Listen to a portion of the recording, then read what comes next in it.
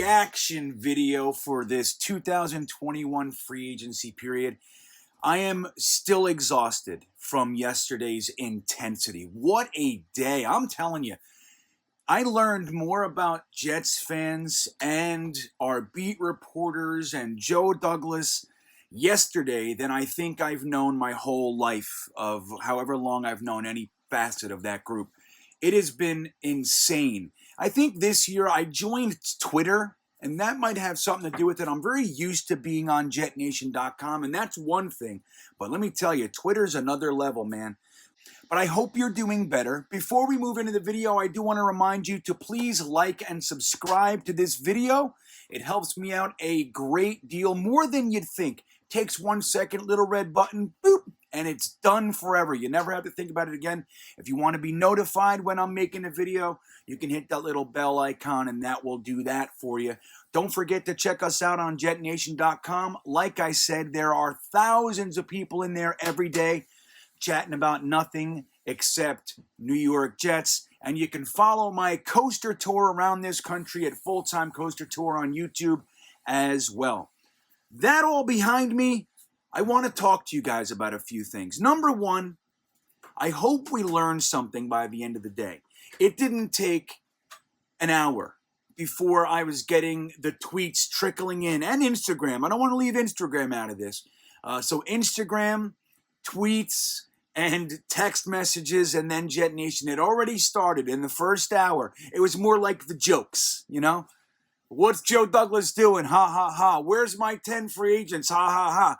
You know, they say, like, many serious things are said in jest, and that's what was going on. We were joking about it, but we were serious. Where the hell were our free agents? Where were they? That's what we wanted to know, but we were still not dying inside yet. But around 2 hours in, it began. Joe Douglas sucks. He's he's a wimp. All these kinds of things. He's never going to be the GM we want. It didn't take 2 hours for that stuff to start happening. So we went through this about 5.5 hour period, and we had signed a linebacker. And nobody wanted a linebacker. We wanted a lineman. We wanted a receiver. We wanted a cornerback, something like that. Edge, right? We signed a linebacker. Everybody was losing their mind because guess what? It was a 1-year contract, which is reminiscent of what we did last year, and that was it. That was all we needed. It was, I was talking people off the ledge, good friends.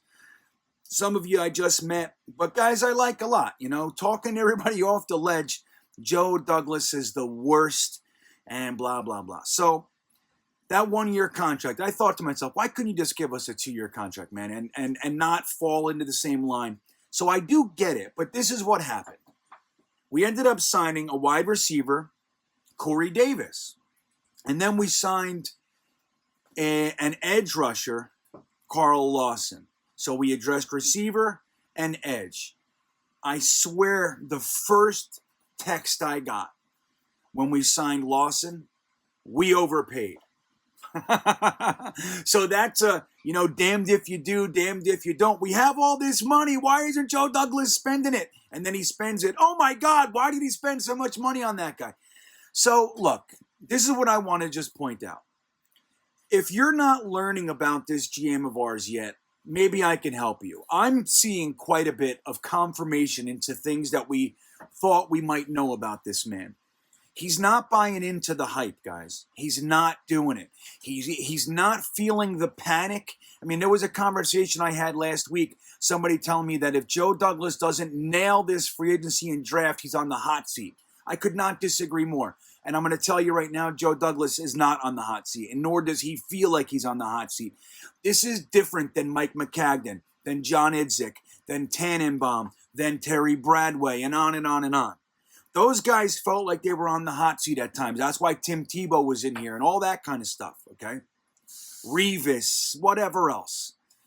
Joe Douglas is not on the hot seat. He's doing things in a systematic way. This is what he's doing. He's using free agency to give him flexibility in the draft. He's not using free agency to build the team and address needs in such a way that he has to, go for the top guy and pay the top money. It's not what he's doing. He has a plan. Now, that all said, I want to tell you guys about the other thing I learned. So we know Joe Douglas has a plan. If you're still struggling with that, that's fine. We're going to get there. And we don't have to love every move, right? We don't have to love every contract, but there is a plan in place. The other thing is this. Maybe you noticed that we thought we were going into free agency with Joe Thuney and Galladay as the top guy, and Richard Sherman, right? Quan Williams. All these guys were the top guys on our list. Did any of them sign yesterday? None. A couple of them are gone. A couple of them are still there. A couple of them, we went in different directions for the exact same position. So we had our beat reporters telling us for the longest time about this guy or that guy. Really, it was the last week, it was Galladay and Thuney all day, every day. And then some Ju Smith Schuster sprinkled in. That's what our beat was telling us. That's what our reporters were telling us. And we went the exact opposite way in all of it. We heard about Lindsley being second on Joe Douglas's list. I heard how many beat reporters said Lindsley was the guy if Joe Thuney wasn't. We didn't even give an offer to Lindsley. He was never on Joe Douglas's list. So this is the thing that I'm learning. It's not that our beat reporters don't have sources. They do. I mean, I even have sources. They have their sources, but here's the thing. And we were talking about this in a few videos recently. But I'm going to tell you now, it's certain. Nothing gets out of One Jets Drive without Joe Douglas wanting it to get out of One Jets Drive. If it gets out, it's with purpose. No one knows anything about what Joe Douglas is really doing. No one. Not Daniel Jeremiah. Yes, he's his friend and he might be closer to his thinking and all that jazz. But no one knows what this man is doing. He has a plan. Now look at the guys that we signed. The first guy, Jared Davis. You know that he was the 21st overall pick in the 2017 draft. Okay? In his first year in the league in 2017, he had 96 tackles, 4 tackles for a loss, 2 sacks, 1 forced fumble, and an interception. It's a good year for a rookie. The next year, he had 100 tackles, 10 tackles for a loss, 6 sacks, and 1 forced fumble. Trajectory's up, right? First round pick, 100 tackles each year about, forced fumbles, tackles for loss. He's playing well. And what happens? They bring in Matt Patricia. Everything changes. He falls off a cliff. And he's not the only one. Remember the noise we heard coming out of Detroit this past year and a half. Okay? No one liked Matt Patricia there. He didn't do such a good job, and we know because he's fired. Right? So that year, it's not even terrible. He had 63 tackles, 4 tackles for a loss, 2 sacks, and 3 forced fumbles in 2019.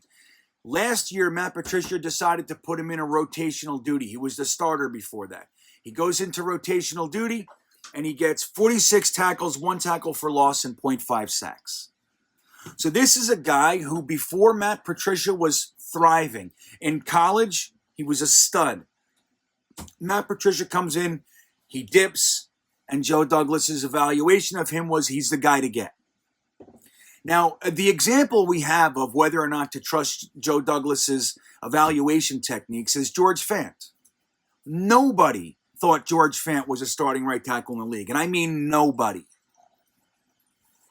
It was looked at as a panic move when he didn't get Conklin. Sure, he took a swing at Conklin. He got too much money. He said, I'm not paying that. And he went to George Fant. Now, why did he sign a guy who's never played right tackle before? He played left tackle. He might have played a little bit, but he wasn't a starting guy. He played tight end. He played left tackle. Joe Douglas doesn't need your evaluations to help him make a decision. He doesn't need Mel Kiper. He doesn't need Daniel Jeremiah. He doesn't need any of these guys. They do it themselves, and they trust their own evaluations. George Fant had a pretty nice year on a very bad team and a very bad offensive line.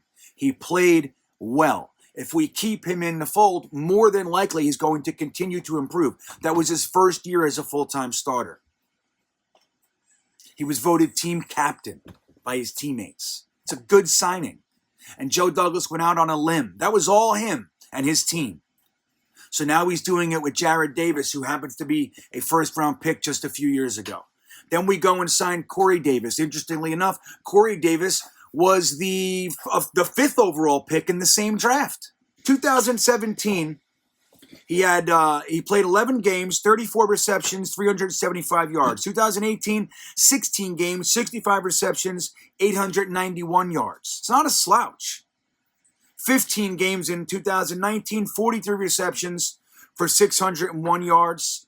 And 2020, 14 games for 984 yards and 5 touchdowns. I saw a guy complaining yesterday he's never had 1,000 yards.